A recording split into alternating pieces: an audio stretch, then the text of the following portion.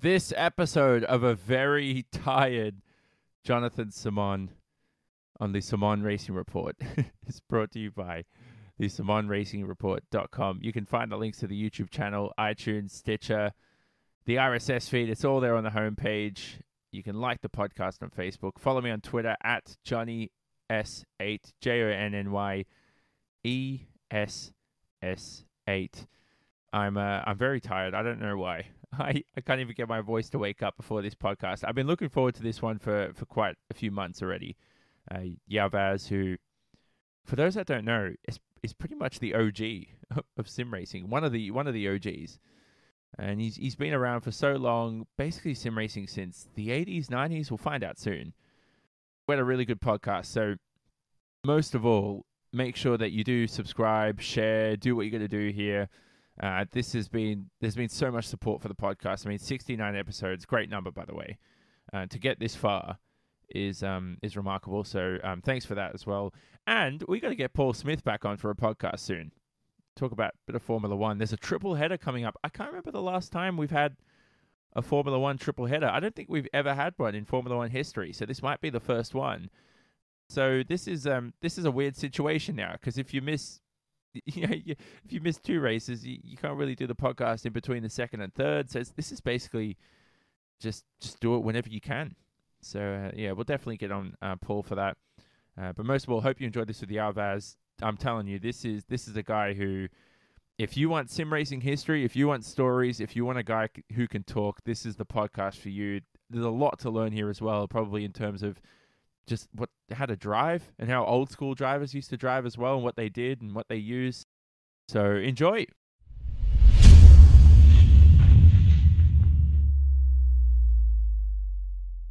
Welcome to the Simon Racing Report. This is a conversation I never thought I'd have.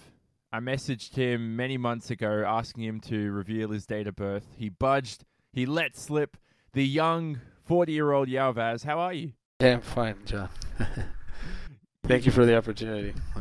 You gave me, when I asked you for your date of birth, you gave me such a long, passionate response after I asked for your birth date. And I'm like, this guy needs to tell a story. This guy needs a podcast to tell his story right here. I thought there's so much to explore out of you. You've had so much history in sim racing. Yeah, well, I started when I was 15 years old, maybe even earlier, with Papyrus IndyCar Racing 500 with a keyboard.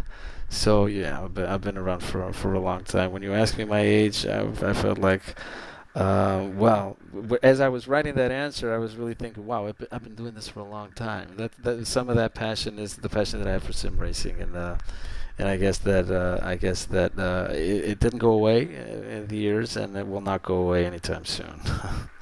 Well, what sims were there in the 90s? There was Grand Prix Circuit, Nigel Mansell's Super Nintendo game. Is that even a sim? I don't know. I don't even know. I started with PC only. Actually, my first PC was like an Olivetti 086, and in that PC I had the IndyCar Racing 500 from Papyrus. I was just driving with a keyboard, and that was the sim at that time when I was a teenager. And then came IndyCar Racing 2. And with IndyCar Racing 2, I started playing already with a joystick emulation, like a steering wheel and pedals. Yeah, but those were the first sims out there. And then came F1 games. Yeah, you're right. I believe there was one, Jeff Kramer, if I'm not mistaken. It's probably not the name. Yeah, and I was driving that one as well, and then from that came NASCAR, and with NASCAR, sim racing really started to boom because it was a little bit more realistic, and you could have textures in cars, and I'm old.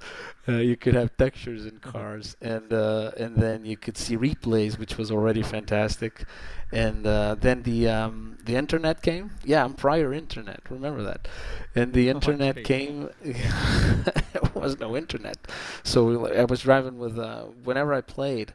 I was driving single player, of course, but then there was the possibility to actually do a peer-to-peer connection with a modem. Yeah. I had this neighbor of mine that was also into sim racing. The first time I played with him, like online, it was not online, but on a peer-to-peer connection, it was like it blew my mind out. So when the time came to play fully online with internet, it's just I never let go. Yeah, but it was NASCAR from Papyrus, and then there was GPL from Papyrus as well. Which Papyrus, I don't know if you know. Of course you do, probably. That it all came from Papyrus. Yeah. So Yeah. yeah, but it was that. The F1s Basically, were basically that. iRacing is like Papyrus' sperm contained iRacing. It is the dad to iRacing. It is what sort of created the foundation to what you're seeing today, for those that don't know. I just want to go back to Jeff Crammond's GP, whatever you played, 2, 3, 4. I love those games so much because you used to be able to see like AI crash randomly at like in a gravel trap, and then you'd see the marshals extract the car from the gravel trap and everything like that. I'm like, man, this is sim to the max. They actually had the best AI I thought of any sim, maybe of all time. I haven't seen a better AI since Jeff Crammond's GP4. I agree because there was just no online racing. And in order for you to feel the race and to be in the race, you have to have a good AI. Otherwise, people just forget about playing it. And yeah, I totally relate to that. And I do remember what you're saying about removing the cars from track. And actually, it was quite fantastic AI. Yeah, totally agree with that. So you said you won the Oval Racing World Championship in 2004. Basically, is that what is now known as the Peak Antifree Series? Yes, of course. Yes, so it was. That's where we have to sort of state in the commentary booth that you are a world champion in the Peak Antifree Series, basically something that unofficially you've claimed. Well, let me explain a little bit about that. It was in a league called the VRW, and the VRW at that time was the major league, the major oval league in the world. It was hosted by no one less than Nim Cross. Nim Cross, the guy that wrote the rule book in iRacing, was hosted by Nim Cross, and there were guys there like Derek Wood. I don't know if you know Derek Wood. Yeah. Tyler Hudson, Kevin King, Chris Chevron. It was a fantastic racing, and I won that championship. I was like the outsider coming from Europe. I believe I was the only European guy there, and I was driving races from like 2 a.m. to 5 a.m. It was insane. And I won that championship. And after that, the VRW, actually iRacing, I believe iRacing was born from the VRW because that league was just so fantastic. And Nim, he did such a great job. Like all the races, you needed to be on track. You could not hit the wall, otherwise you'd have a penalty. You could not drive against anyone, otherwise you'd have a penalty. The entire driving license system. There was even virtual cash. Like you could enter those series being driving or by team owning. And if you were a team owner, you had like virtual cash to manage your team. Every time you bent the car, your driver bent the car, you had to spend that money. All of that, but. Basically, after the VRW came first. First was the first steps of iRacing. I was actually invited to be a beta tester with a non-disclosure agreement and everything. And yeah, it was born from the VRW. All the guys that were driving in the VRW later on got into iRacing and started the championship. But the guys were the same. The roster was about the same. What happened to that league? Did it go defunct, or did people move on to iRacing? I feel like it's a cart to a sort of the Champ Car situation where it was rebranded as a sort of iRacing in the Peak Antifree Series.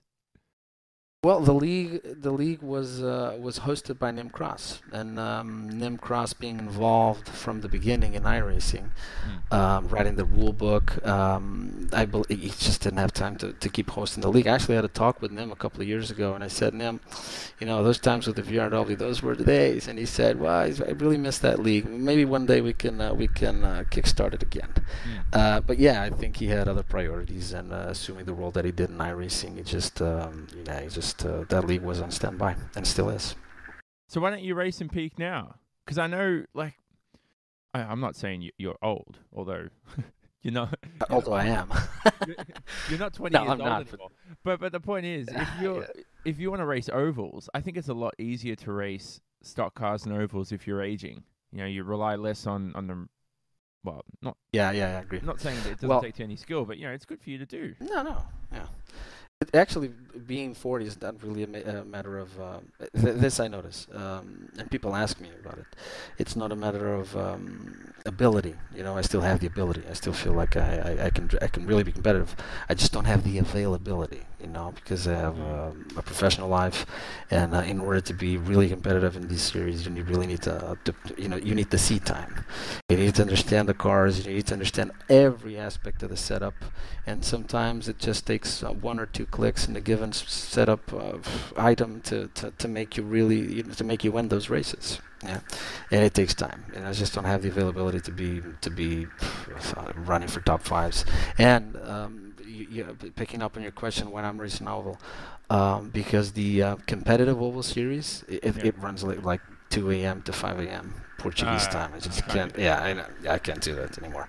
Unfortunately, if it was not for that, I would definitely be running ovals because I really like ovals, but it's not competitive in Europe.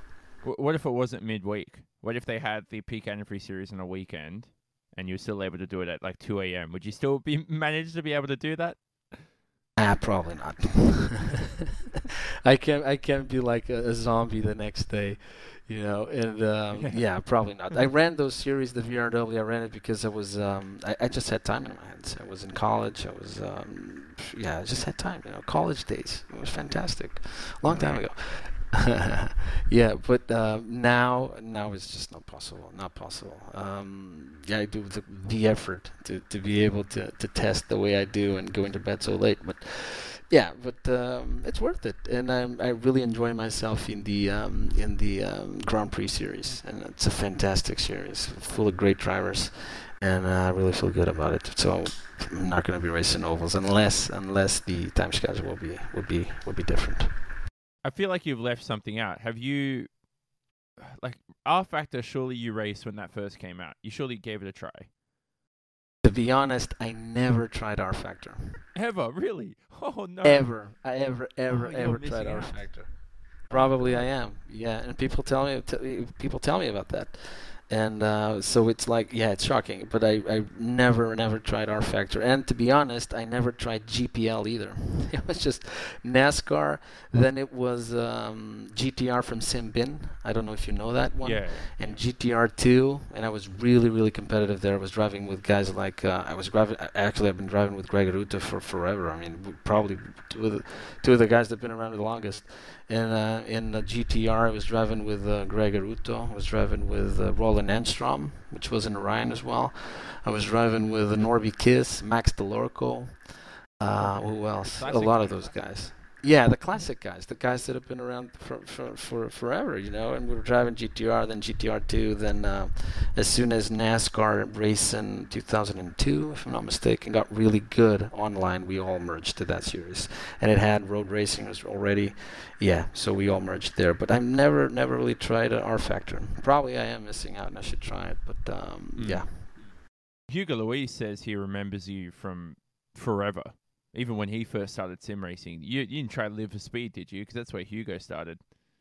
Yeah, I did try Live for Speed. I drove not that much.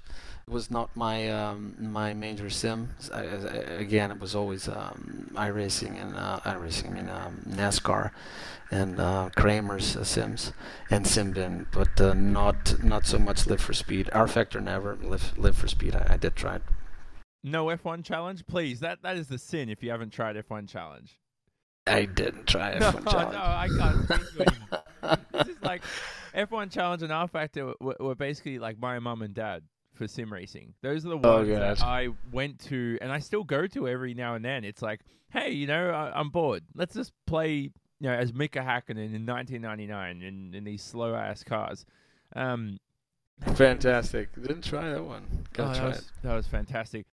Okay, now I know F1 Challenge and R Factor won't be on this list, but then what's the best sim of all time to you? You can't say iRacing unless it genuinely is number one for you. I would say iRacing. It genuinely is number one for me. Again, Simbin GTR2 was also fantastic. They had already had the GT, a lot of GT cars. I remember the Lister Storm. I remember the Ferrari 550 Maranello, and then the 575. The races, the races were really good. The online was good on that game. The competition was also good. The leagues were awesome. There was a league hosted by Max DeLorco, which was the Sim Challenge Challenge League, and Gregor was there, I was there, Roland was there, Norby was there, and that sim was really good. I remember that sim. There was rain conditions on track as well. It was quite complete. I would place that one as good as iRacing, in my opinion. Sim racing is those two sims are for me the best ones. iRacing and GTR2. GTR2 had the R Factor sort of interface. I think a lot of what you're seeing from GTR2 has come from R Factor, but I think they've turned that into its own beast, Simbin. That was, like, at the time, the big sims, I might be leaving one out here, but we know Jeff Crammond's GP4 was immensely popular. Then you had F1 Challenges, one of the most popular out there. NASCAR by Papyrus, I don't even know how to pronounce that. Papyrus. And Live for Speed, it was then there was the Simcades like Need for Speed and but I think you've touched the best ones out there. Yeah, those ones were.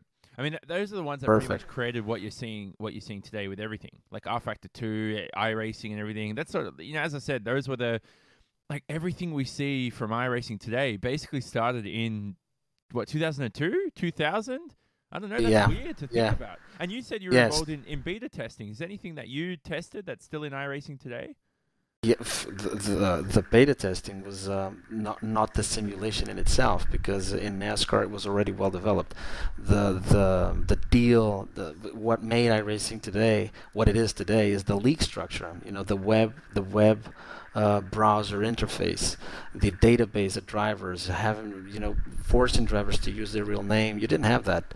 Before, you had like the game interface. You had to enter the game, and then you had like the online option in the game menu, and when you joined online, you had like a server list for people that were actually hosting, but you didn't have scheduled races, scheduled leagues. It was all.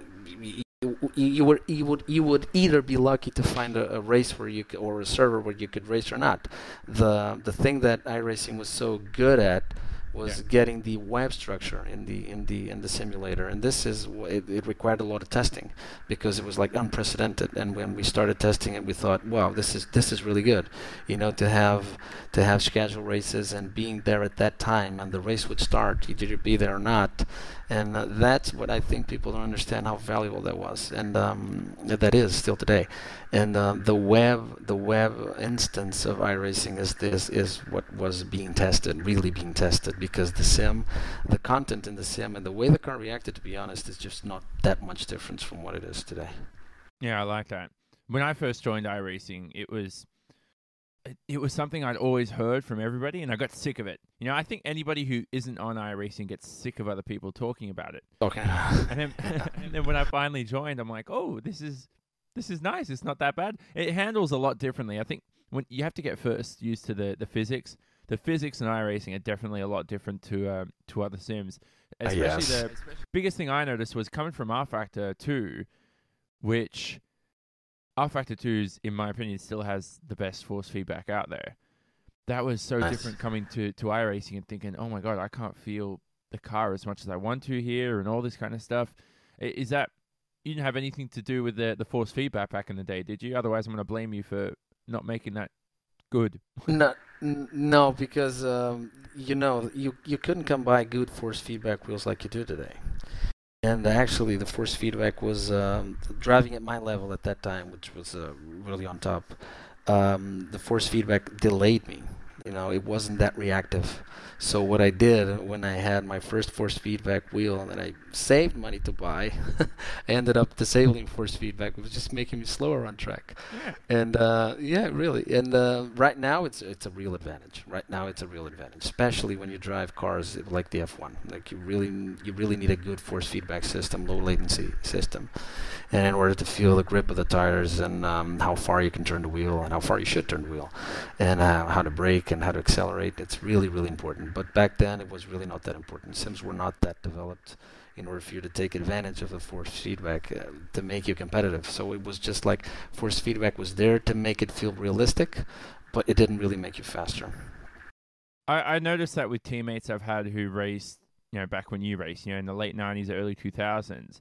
Even now in 2018, they'll say, "Oh, I'm not using force feedback. I hate it." And then I don't know. It's something that you just grew up with. You know how I remember when the hands device came out, and like the old school drivers said, "No, we're not using this. We don't need it. Whatever. I'm used to the old style." I feel like it's a little bit like that. Like now with force feedback, for me, I cannot drive without it. And I've had teammates like I used to race with a guy named Blair Disley. He was very quick in FSR. He hates force feedback. Even today in 2017, 2018, he just cannot bear to drive with it, and he'd rather turn it off than get all that feedback. He uses, I think what I've noticed with you guys is you use visual cues instead of the feel from the wheel. Yeah, and the sound of the tires. Before, the sound of the tires and the visual feedback was important. Like having markers on the track to know. This is still today, to know when to brake and when to accelerate, and when you're a mid-turn and etc. But back then it was the feedback, the sound feedback from the tires, the squealing of the tires. You knew how much you were turning the wheel by that, and you could feel the loss of grip. But you could visualize and hear the loss of grip. But today, driving without force feedback is just inconceivable, in my opinion. But I understand why people don't like it, because probably they're old school and they just got used to not having it, and now they just want it. They're probably stubborn. But it's an advantage for me, in my opinion. Force feedback today is really an advantage. It came a long way, and iRacing developed it quite nicely. Yeah, I remember the basic tip, the staple tip when you first wanted to get more advanced at sim racing and improve your driving was to go to the audio and turn up the tire squeal to 100% and turn everything down to like 10%. So you could hear the tires almost the whole time. That's the biggest thing I learned. That helped me so much, especially because when I first started sim racing, I was the guy who had to make 4 extra pit stops than everybody else, sort of Max DeLorco. But now it's like, I learned to control the tires. It's much like how Lewis Hamilton sort of adapted his style throughout his career. Yeah, and it comes from what I was saying, that you didn't have force feedback to learn. It comes from that, because you didn't have force feedback to understand how far you were turning the wheel and how far you were working those tires. And so the trick was, when these sims were being developed, the trick was, well, how do we provide feedback to the drivers of what the tires are doing? And it was through the sound. And this was largely debated in all the forums that were going on about sim racing, even iRacing in the early stages. And that's been a long time trick that you can use to get control of what your tires are doing. Just crank those tire sounds up, those engine sounds down. Just listen to the tires, and you will build consistency on that for sure. Even today, I use that trick, and it's not that it makes me faster. Probably it does, because I've never tried the other way around, like not having them all the way up. But I still do that today. So you've been with Orion Race Team for, I don't know, has it been a decade now? It's been quite a while. When did you join the team? Good question. Well, iRacing's been around since 2008, 2007, 2008. Oh, 08, 09, yeah. Yeah, probably that. So maybe I've been with Orion since 2009, 2010. I was actually in a team called the Virtual Games team. It was me, Roland. I don't know if you know Roland. Roland's been around also for a long time, but then he quit. He was actually a world championship driver in iRacing. But it was me, Roland, and Norbikis, and then that team just went south, and the team collapsed. And Roland joined Orion. And Max, which was already a good friend of mine, was hosting the Sim Challenge League I was mentioning before, and they were both driving in Orion. And I asked to join Orion, and at that time it was Frosty St. Clair. It was the team principal, and he took me in. So I've been in Orion since 2009. It's been a blast. I really love those guys, like family, virtual family. And it's been a really, really nice ride. You're not talking about Roland Enstrom, are you? Yeah. Oh, wow. Roland Enstrom, the Swedish guy. Is he still around? No, he I believe he retired back in 2010, if I'm not mistaken, around that time. he just gave up sim racing. Just this is gonna be my last year sim racing. And before that we were racing like forever. Every time I was racing online when we were teenagers in our early 20s. He was there. We've just been teammates forever. Yeah, and back in 2010, I believe he just decided to do something else, and he just gave up on sim racing. We're still good friends on Facebook, but we just don't talk that much. And yeah, it was a great time. Great driver. If you didn't know him, he was a really fantastic driver. I just looked up his stats in the iRacing World Championship Grand Prix Series. He had a couple podiums. Yeah, he did. He 2 did. podiums. Road America, VIR. If you get a podium at VIR, you know you're a great driver. That is Yes. tough track. I thank God that's off the calendar. We'll talk about VIR. I like VIR. You like it? Oh no. We'll Yeah. talk about it later because I want to bring up the iRacing World Championship Grand Prix Series later because you've had Sure. you've had so much history over there. Yeah. But back to Orion. So when did Julian Dill come around?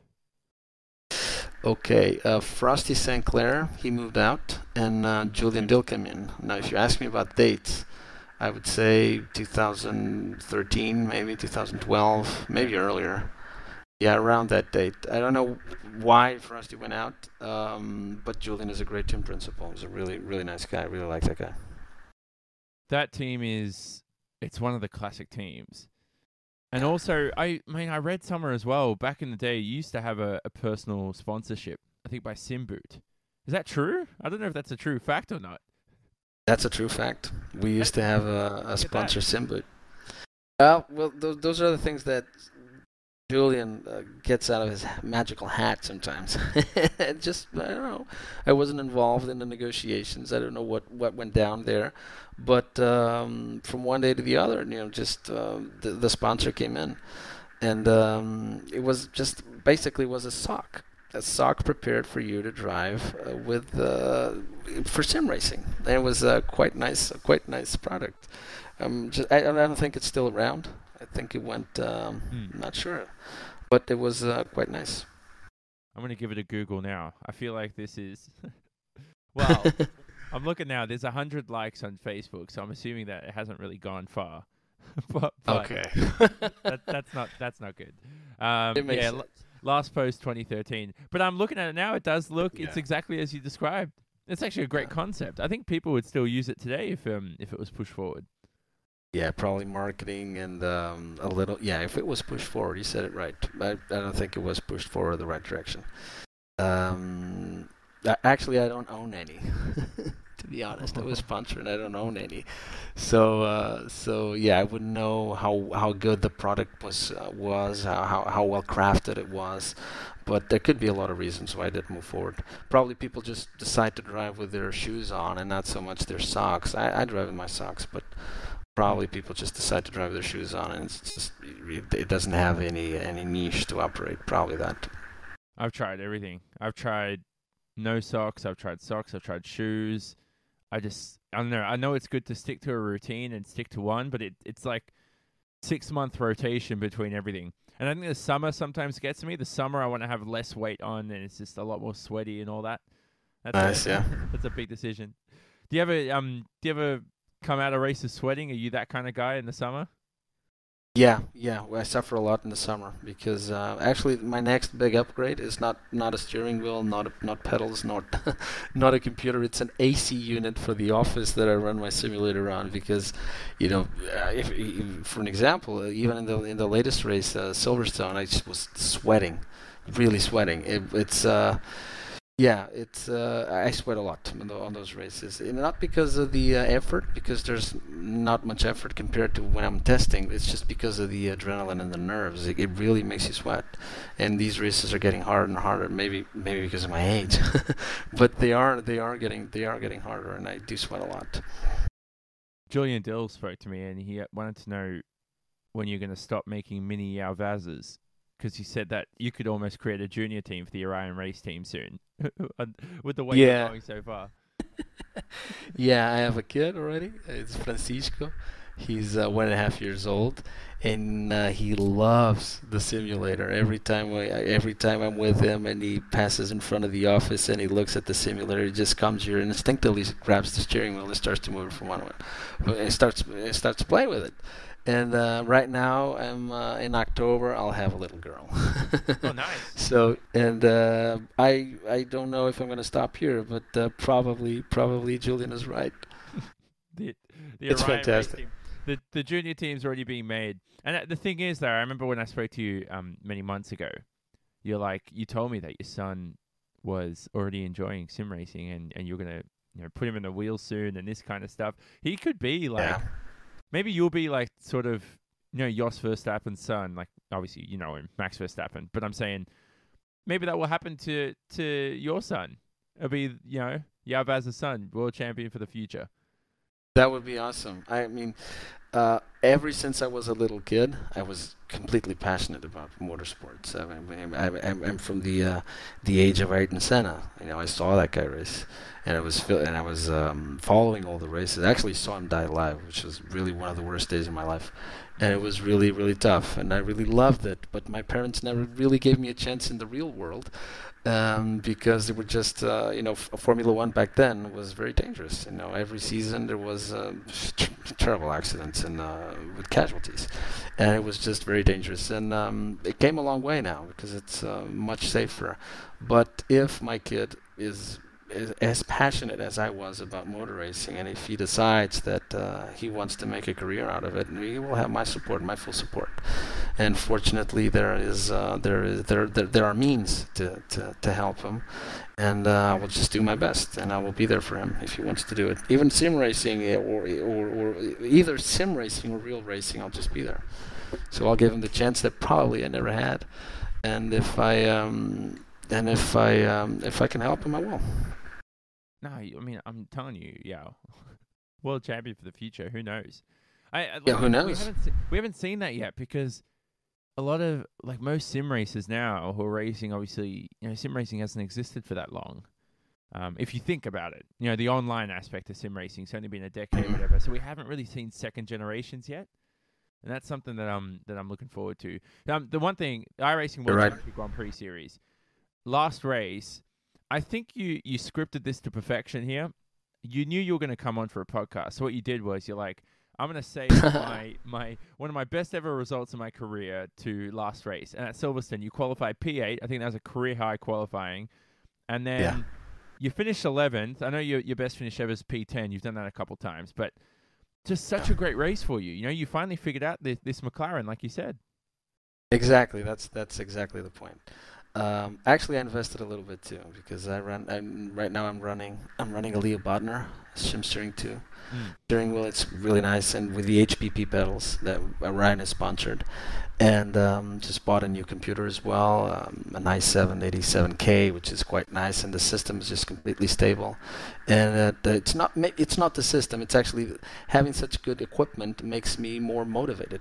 And just have it's a set of factors that are allowing me to be faster, and just feel more motivated. I have a little bit more time to practice, and the results are showing, and that I'm getting a little bit more used to the car. 2 seasons in this car, and Ika Happala is an incredible setup builder. That guy's he is, and he's really he's always faster than I am in testing. But then for some reason, when the races come, something happens, and he's just not as competitive as that guy. He could run top fives every races.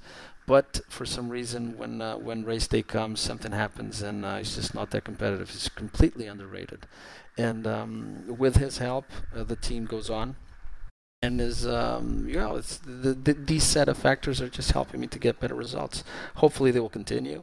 I think I will be for this season. I will continue to be fast and even faster because I'm just connecting with the car finally.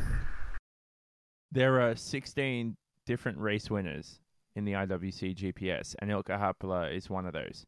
He's won a couple races, and he won them in 2010. I think he won a couple races where Hutu may have not been racing, but that doesn't matter. He still managed to win. And before that anyway, that 2010 was always Happala's best season.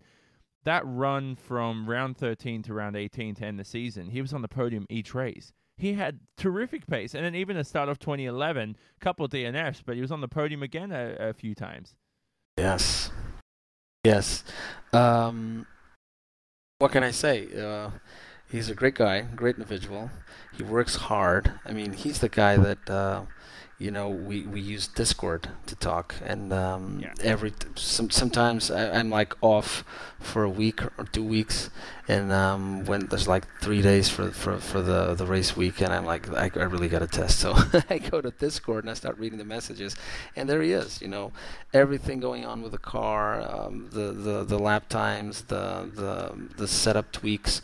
Actually, I'm leaving someone out that's really unfair to leave him out, which is DeJong. DeJong is also a great teammate. Those two guys really do work a lot. Ika being the fastest, but yeah, he's really committed. He's a really great individual. He shares everything. He helps you. He's a fantastic guy. He hosts the servers. He's a tremendous asset for that team. In my opinion, if I don't know what goes on in that brain of his in race day, but if he could pull it together, you would see him a lot more in the podium. Probably he still will be in the future, but let's see. Well, Ilka and Dion are like, I don't know. I think Dion's around your age. I know Ilka's a little bit younger, but yeah, we're all about the same age. Yeah, do you bump into those guys like coming into sim racing? I know they all started around the 90s.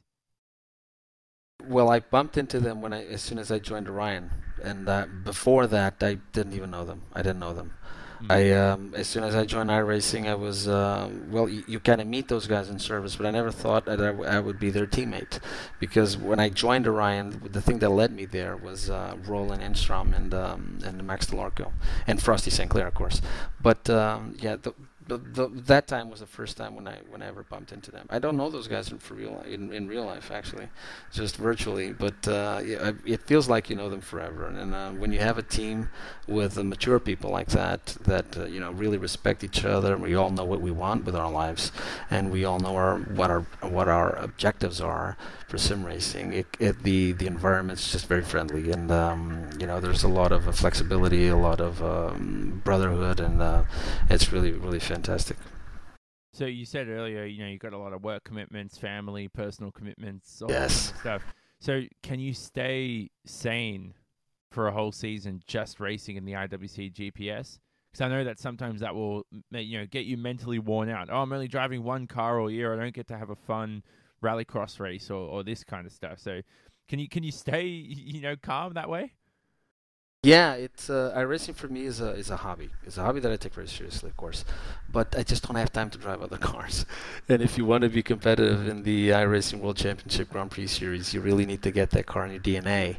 And when you start driving other cars, like for instance Mitchell DeJong does, Mitchell is an incredible talent. But yeah, he's incredible. Either you have the time to do it and get two cars in your DNA, or you're better off just concentrating and focusing in one car. But yeah, for me, this is an escape, and I use it as an escape. And but I only have time for one car. I wish I did have time for more cars, and but no. If you want to be competitive in the World Championship Series with the limited amount of time that I have, you can only drive one car. This is unfortunate, but it's the reality. Yeah, people have to watch out with that, because then when you start to have an extra 2-3 hours a day and you need that to relax, people will pick up another car and then try to use all these tools to get quicker and quicker, and then all of a sudden you're spending 50 hours a day on sim racing or something. It's like absurd. You spend so much time, and you need to just make sure that you keep it to a minimum where you can. It's good to work hard, though. That's the thing. You don't want to take that away from people. I mean, what was the best way you used to improve your speed? Was it just practice, hot lapping, race lapping, telemetry, setups? Was it everything? Speaking to people? It was a little bit of all you said. But I think that what really made me faster was reading a lot. Reading and setting up the car, making my own setups, understanding what every item, what every setup change, of how it affected the car, and trying to adapt the car to my driving style, and driving the track, learning the track. I mean, it takes you like 5 minutes to learn 90% of a track, but then it takes you like 2 years to learn the other 10%. And those 10% are what really makes you faster. So it's not until you really know every millimeter of the track, where to put those wheels, that you will be World Championship material. you know, and that thing comes with testing and testing and driving and knowing what the car's doing and knowing what it should do in order to get those extra inches in the track. You know, those 10%, as I was saying, it takes a long time to learn. Even today, I'm finding new lines, new braking spots, new turn-in points in specific tracks that I never thought were there before. Like crazy, you see tracks a little bit different when they're really set in your DNA. But what really made me fast and what really made me faster was reading, understanding how to set up the car for a given track and driving the track correctly. I know your rookie series was in 2011, and you had such a strong start, and then obviously all the DNFs, and then you dropped out. Yeah, I think that's what happened to a lot of people in 2011 were just the constant people crashing and collisions, and then the technical issues and all that kind of stuff. What's the biggest difference with the series from 2011 to now in the modern day with the McLaren? I guess the quality of the field. You know, in 2011, it was I'm not sure if this is a little bit harsh, but yeah, it was the quality of the drivers in the field. In 2011, the World Championship wasn't realized as serious as it is today. You know, and so it was just another league, and because because today it means a lot. It means so much, and it's so important to be there. And it means a lot to be there. Just drivers are just more cautious, and they just want to build a name for themselves. And back then, it was just another series, you know. And I think that what changed was exactly this. You know, people realizing that you will get exposure when you drive in these leagues, when you drive in at this level, and you just want to make it look good. That's the most important thing. Yeah, and like 2011 was, I don't know, there was a lot of talent. Hugo Luis, Greg Hutu, Klaus Kvykas finished third in that championship. Jesse Neiman, yeah. Like those guys are quick, but then, as I said, if you go back to like 2015, 2016, not all the drivers raced, but we had some of the strongest lineups I've ever seen in the series. Enzo Benito, I'd say Kirchhoff were there, even though they raced like a couple of races. It was just, like, you're right. It just gets better and better each year. I think as you sort of filter out the talent that isn't as quick and then keep bringing in quick guys through the Pro Series, the most unfortunate thing is guys who just don't have the motivation to race anymore. Like, not having Bono Haas this year in 2018, I'm like, that's a quality driver that you miss. Yeah, you're missing a little bit. You're missing on Rico Alatalo, for instance. Yeah. Great driver, great talent. You're missing Atze Kirchhoff, you mentioned him before. Enzo Bonito, also another great. You see these talented guys, and I think that for a matter of motivation, I think it's being fast is not just about talent. It's also about having a strong mind, you know, and knowing exactly what you want. Because you can be fast for one race or two races, but what really makes the stuff a champion is being consistent and not just. I'm not talking about a singular race. I'm talking about the entire season. And by being consistent, I mean showing up, testing, being there, knowing what you want, getting that fix in your head, and driving for that objective. And what you see in these guys are very talented in one race. They're very talented, maybe in two races. Then they get a pole position. They think their work is done, and they don't show up in the next race. And I'm asking myself, what the hell are these guys doing? If they're so talented, the sky's the limit for these guys. But for some reason, I think mental reason, not mental like being mentally sick, for like inspirational and motivational reason, they just don't show up. And it's a shame because they could do so much more, in my opinion. I just don't understand why. How much of sim racing is mental? Is it 75% of your the results of your performance? You know, does a win mean it's 90%? What is it? It's a lot. It's a lot. I would say it's 70% mental, because taking the previous example. From Mika Haapala, for instance, the guy is incredibly fast. You know, in testing, I think sometimes we get, I'm not saying who, but we get information from other teams other good teams that we know lap times, and we're looking at those lap times. We're seeing what they're doing, and we're wondering how the hell are they doing that? And then Ikapola shows up with the answer. They're doing like this, and he does the same, and we're like, what the hell? And but for some reason in the race, it doesn't build up. It doesn't build up to him for him. It doesn't work out. And I'm not sure if that's mental or not, but probably it is the mindset. It's just not correct. Probably you get nervous or not. It is important. The mental aspect is really important. I think it takes it's a big chunk of it, because you're fast testing, and if you could put the same speed that you had in the official race, you could probably be in the top 5, and you're not. You're like in the top 15 or top 20. So the mental aspect of the game is really important. A lot of people think mental just means on track, but I think off-track mental is as important. Just knowing when or how to take criticism from someone random you've never met, knowing how to read public comments, this kind of stuff, knowing when to react and when not to react, when to speak, knowing how to deal with like pressure from a team who are trying to sign you, but you need to perform better, all that kind of stuff. Like it gets you at the higher levels, especially when you read some, like I this is how I can tell the sign of mental weakness is people who sort of respond to criticism publicly. And even if they're responding nicely, I'm like, you don't need to respond. If you're comfortable in your own shell, you know that they're not correct. And when I see them respond, I know when I'm battling with them on track. I'm like, I've got this person. I'm gonna pretend I'm gonna pass at turn 1, shake their head mentally, and beat them the other way. Like you just know you don't want to reveal that stuff to the public. Yeah, I agree. I totally agree with that. And what I see as well, I think it's also a matter of maturity. One of the most mature drivers that I've had the honor and pleasure to drive with is also one of the youngest. And that guy is, I'm going to name, I got a name for you. It's Mitchell DeJong.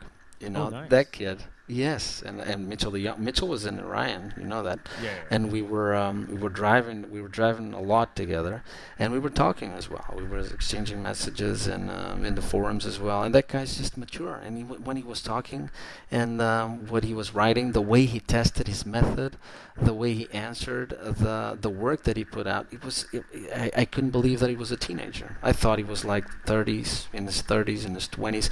I even thought, and probably this is true, that he was being helped by someone, to answer the questions. Really, honestly, I thought that probably his parents are helping him. This cannot come from a teenager, and I believe that's not just mentality. I think that's maturity and education, and you don't teach that. You're born with that, and knowing how to behave, you can train that if you have a good coaching, if you're in the right team, and if you're pointed in the right direction. But sometimes the guy shows up that doesn't need training, doesn't need to be guided, and you can see what they can become. And look at Mitchell. Look at Mitchell right now. Well, if you're going to bring up Mitchell, I wanted to talk about the Pro Series anyway. So if I start off with Mitchell first, he had obviously the best Pro Series of all time. Perfect. Except for one race, and that race was his drop round anyway. The race he finished second to, I think it was Atse Kirchhoff. Yeah, it was Atse. How did he join Orion? I want to know how this all worked out for you guys. And then obviously, unfortunately, he left, but I want to know the beginning of this. Well, I'm not really sure, because when Mitchell joined Orion, I wasn't really active in that year. And when I returned, Mitchell was already in the team, so I wasn't involved in hiring Mitchell. I was in fact involved in hiring Marin Cholak and Riley Preston, but not Mitchell. So when I arrived, Mitchell was just driving there, and we had a blast with Mitchell because he was just incredibly fast and incredibly talented individual. Great hard work, good hard work. He was putting on every race, but the way he joined the team, I'm not sure. The way he left the team, we were. I'm not saying that we were expecting it, but we were. It was a possibility that was in the air that we knew that sooner or later would come because he's a real life driver. He's a real life driver, yeah, a professional driver, and he wanted to be probably his aspiration was to be on one of the toughest teams like Team Redline or VRS. I believe he was well, I'm not sure, but I think that I'm not going to say that Orion wasn't competitive enough for Mitchell to be in because Orion has a lot of potential. But Mitchell moving to a top team was what everyone could expect and the natural step for him. And the most fun pro series of all time was the one you had a couple of wins in, 2015 and 2016. That to me was like the best we'd ever covered the pro series media-wise, the most features we had and everything. And you came in Brazil and I think Silverstone as well. Were those the two races you won? That was so good for you. You were so good at that series. Yeah, 2015 was great. It was a great year. And again, it was a year when I had a good time to practice. And my professional life was just completely stable, very good. And I had a lot of free time in my hands. The FW31 was a car that was already in my DNA. So, and in 2015, I actually found a setup, not car setup, a system setup that allowed me to gain like 0.6 a lap. It was just incredible because I didn't realize, and I'm going to throw it out there, and to all the guys who are listening, this is a great tip. I didn't realize, but I was driving with VSync on. And VSync on. Yes, I was. And VSync on. I was driving for years with VSync on. And as soon as I started driving with VSync off, from a guy that's sim racing for over 20 years, how did I never notice that? I was just so mad at myself for all those years I was driving with it on. And I didn't notice, but I was driving with it on. And as soon as I turned it off, and there's 6/10 in a lap. And in 2015, it all came together. This small setup change in the system, then the time to practice. Ryan had great FW31 setups, and it all came together, and it was a great pro series for me. I didn't win Silverstone. I believe it was Spa and Watkins Glen in Interlagos. That first race, I was really recovering. Yeah. I wasn't leading. I was following Graham Carroll in the last laps, and then I had an incident with a lap car, like I believe 2 laps before the end of the race. I don't remember the name of the guy, but it was very sad because the end of the race would have been epic because it was really closing in on Graham, and it was going to be a fantastic battle. But then when we were lapping someone, I don't remember. I think it was Paul Williams, if I'm not mistaken. Yeah. And there was a misunderstanding there. It can happen. It happened to me. It can happen, and he got in front of me. I wasn't. He didn't move, and I didn't react in time, and we just collided, and it was fun. It was not fun. But then he apologized. Great act. He apologized, and it was all fine, which happens in 99% of these cases, and it was fine. But yeah, that was a great pro series. I hope I can repeat the performance. I'm feeling very motivated to test to that level. Let's see what the future brings. I got to apologize. I thought you won that race for some reason, but I do remember that incident now. It was like that was incredible, the final lap. Paul Williams was a guy. I don't want to spend too much, I don't even want to talk about him much, but I think I just remember and I'm like, this guy will make the world championship. He'll be really quick. And then I don't know what happened in the pro series. He just didn't. I don't know. From that incident onwards, it just didn't work out for him. I don't know what's happened to that guy now, but he's actually very quick. VIR quickly. Why do people hate it so much? Because if you touch the grass, you're a spectator in the car. That's it. It's that. It's you're running. You need to use the most track you can, and in VIR, sometimes it means riding in the white line of the track and starting and braking in the white line of the track. And in VIR, if you get like millimeter, 1 inch of the car in the grass, you completely lose control, and it's just not forgiving at all. And because you have grass on one side and grass on the other, and the slightest mistake is a huge penalty, because you end up in a fence. There's no escape routes. There's nothing you can do. That's why people hate it. And you need to be like 100% in track the whole time. And for a race as long as the World Championship races, it's very, very demanding, and that's why I think people don't like it that much. That's it. That's all. Like, I'm telling you, amen to that. I think that's why Yeah, I it the is. calendar now. Yeah. Before we go, are there any, like, please tell me if there's any stories that you've got, any funny stories, interesting stories from like the past 20 years that we should know about? I feel like I still haven't gotten every, squinge of whatever you call it, of orange juice out of you or whatever. Oh, what? I can't recall any teammate stories. Oh my God, I wish I could help you, John. There's a Hutu story I want to bring out. Hutu was just still is, an incredibly talented driver, fantastic driver. Back in the day, we were driving at a track. It was in the Sim Challenge League that I mentioned before. It was hosted by Max DeLorco, and I will remember forever that race, because it was me and Huto. We were the fastest guys on that track. It was in Brno. That track, if you want to search it in Google, is BRNO, I believe, in the Czech Republic, which is in fact my favorite track of all time. It's just a shame that iRacing doesn't have it. Actually, when I'm mentioning it, I'm actually looking at it in Google right now. Well, but we got in that race, and we were both driving the Lister Storm, and this was in GTR2. And I had just found out a great way to be very consistent and fast in the race. And Huto was the man back then, was already the man. And if you wanted to beat Huto, and if you could beat Huto, you were like a god. And we got in that race. Huto was leading. He gave me like 6 seconds or 8 seconds lead in the first stint, and then there was a one-stop race. And after the pit, after our pit cycle, I came out in front of him like 1 second ahead.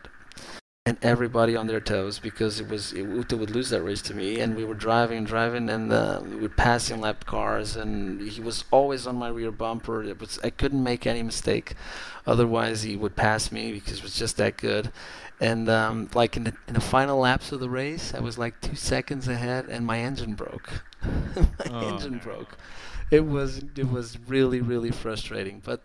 Back then, I thought, I really had this guy. If I was a little bit luckier, I could have beaten Uto. But that was the feeling to be ahead, and the feeling to be leading, and Uto on my rear bumper, and being just that fast and that competitive, and knowing that I had him beat.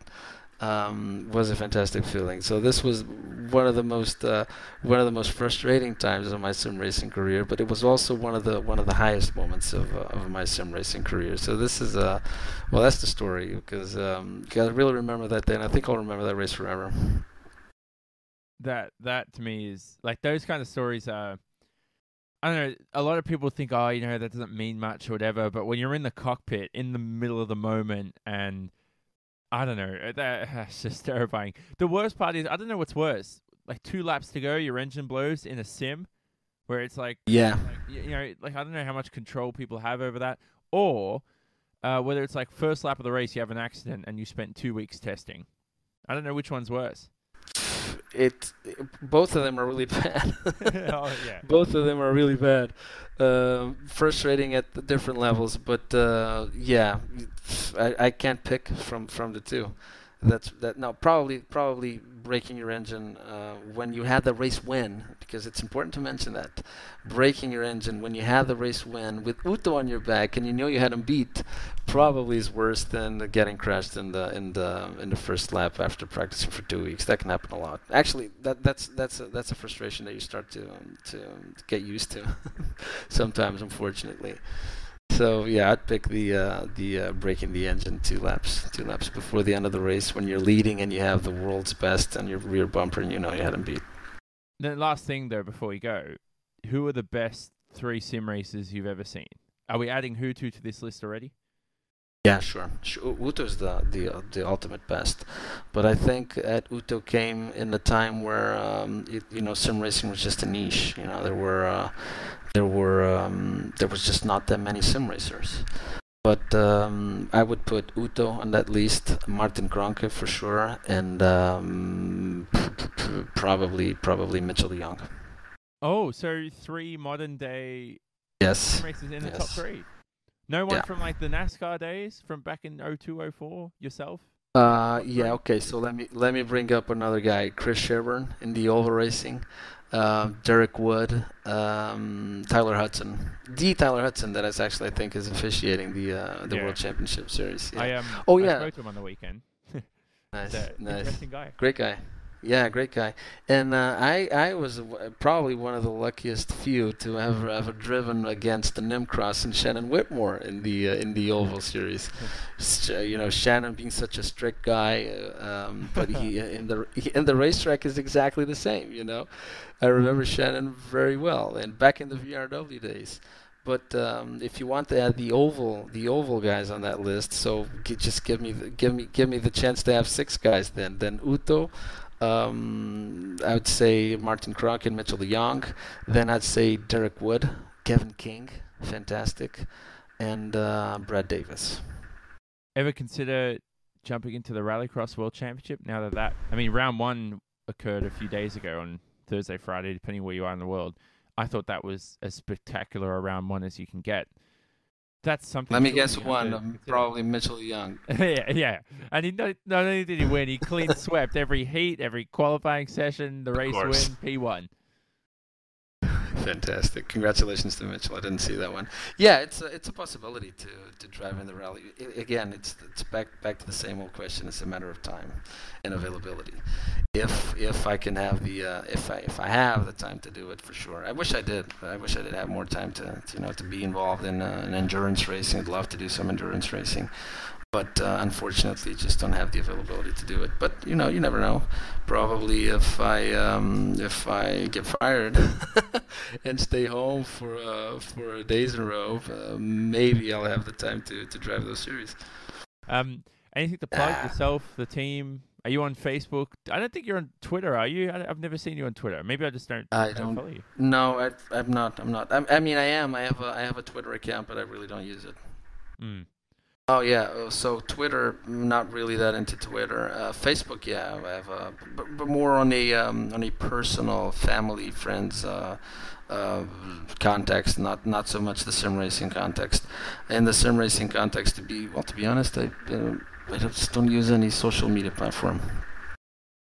Teams on Twitter though, I think at Orion Race Team, websites. What's the website? OrionRaceTeam.com. Orion. Let me check on my web browser. This is something we don't.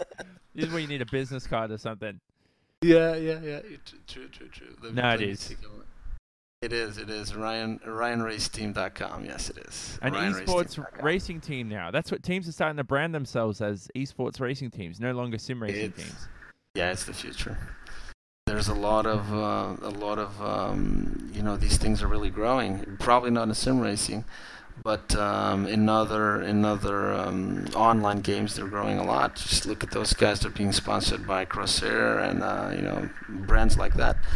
If sim racing can reach that level, it would be awesome. If you could be sponsored in a way that you could probably earn a living with that. That's the dream, and it comes a long way. So yeah, teams are branding themselves as esports, to probably get that little bit of the market. I'm going to let you go. But sure. I have to say, because what time is it there? It's freaking, it was 4 a.m. now, I think? 3 a.m.? No, it's 3:12. Oh, my gosh. It's been an hour already? Been 1 hour. This is the time you used to race the old Peak Antifree series back in 2004. VRW or whatever. I can't believe you actually used to do this. This reminds me of me when I used to race the World Championship in FSR. It used to be freaking... I think it was 4 a.m. in the morning. 3 a.m. in the morning when we actually took to the grid and did the formation lap. And then that's just back in the VRW, races started at 2 a.m. and then at 2 a.m. you had like the practice, and practice went on for like, the racing, the programming, like the time it takes to the practice time, the warm up time, the race time. It's exactly as you see today in a Prix series. So it started like at 2 a.m. Then racing started at like 2:30, and races were 2 hours in ovals. And sometimes I went to bed like 5:30 in the morning, because after the races I was like in the interviews and talking to the team, talking to other drivers. And sometimes I was going to bed and it was already morning.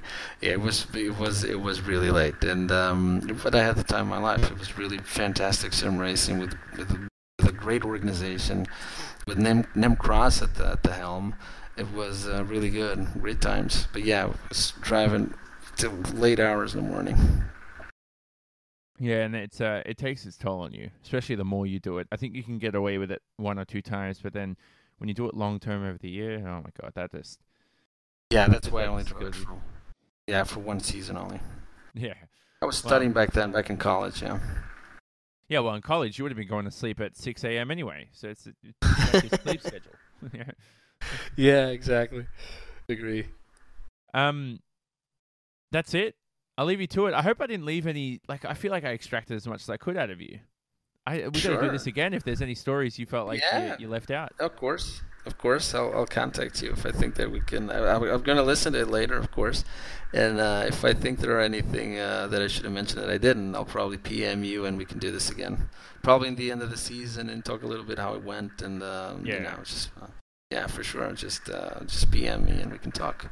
No, 100%. Thanks for coming on. I think all right, son. I think I woke up maybe about like 10 minutes ago, so I'm finally. I feel like I'm ready for the podcast now, and my voice. That's why you were asking about your voice then. Yeah, I don't know. Anyway, this is just one of those. And by the way, this is episode 69. I don't know if I told you that. You're the big 69 number. I don't know if that means a lot to you. I know you're not an immature man, but I just thought I'd give you that accolade. Yeah, no, it's just a number.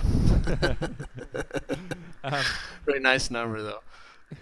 You can catch this episode of the Simon Racing Report at thesimonracingreport.com. You can find the links to the YouTube channel, iTunes, Stitcher, the RSS feed. It's all there on the homepage.